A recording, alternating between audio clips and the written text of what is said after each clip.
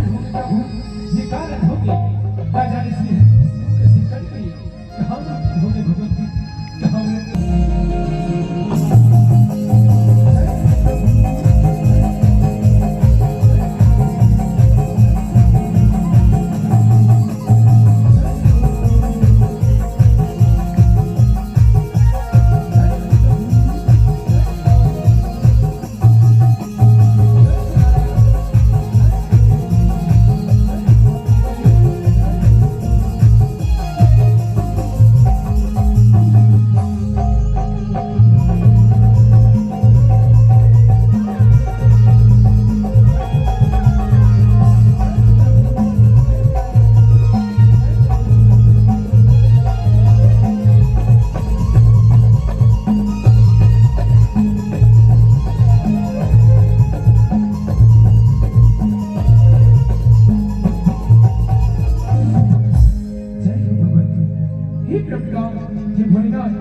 हमारे श्री विष्णु के सिला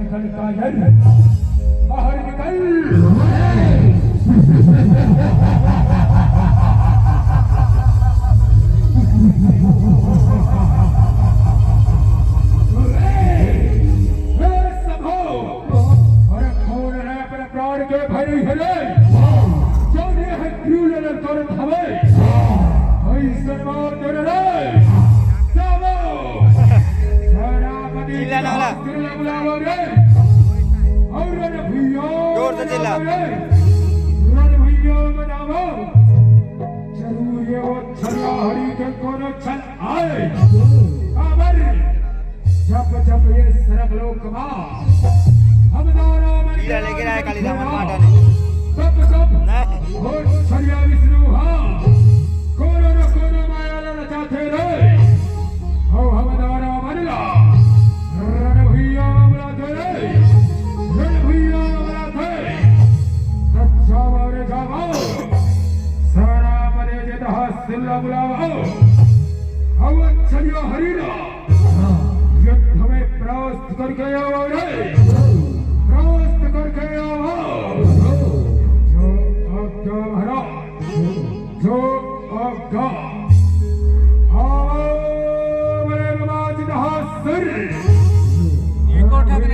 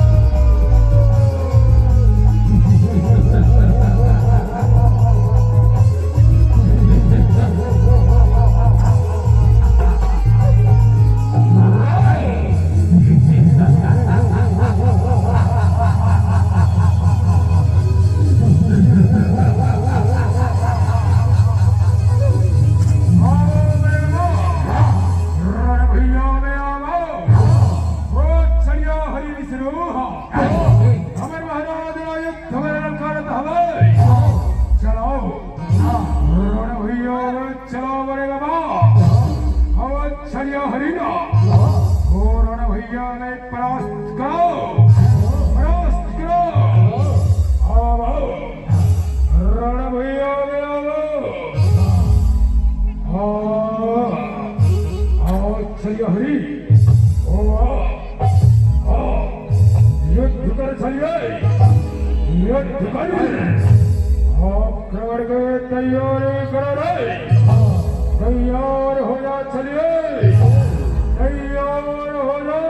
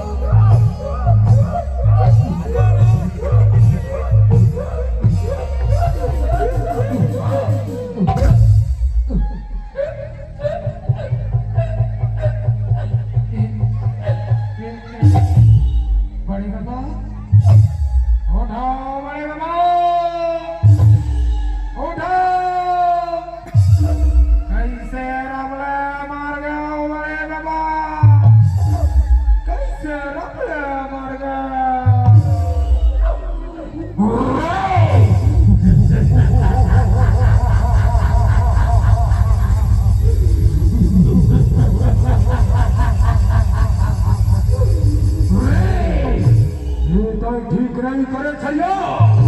ये तो ठीक नहीं करे हमारे सारा रे कोई बात नहीं है ले दे अब संभाल हमारे सारा अब संभाल ओम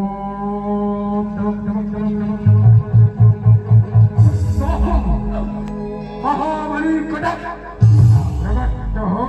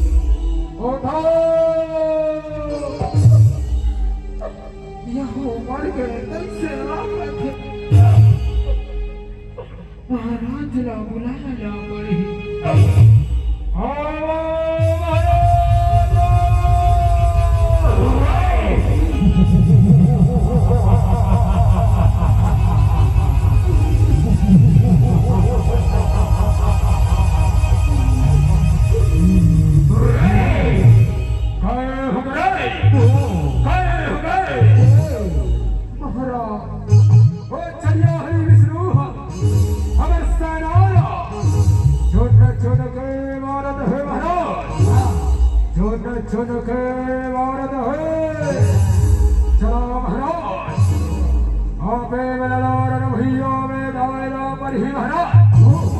रण भैया में जाना पर ही